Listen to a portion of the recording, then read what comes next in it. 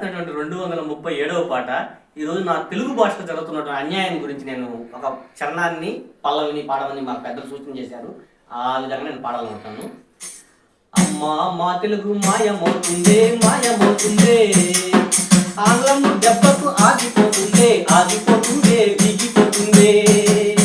అమ్మా మా తెలుగు మాయమవుతుందే మాయమవుతుందే, ఆంగ్లము దెబ్బకు ఆగిపోతుందే ఆగిపోతుందే దిగిపోతుందే.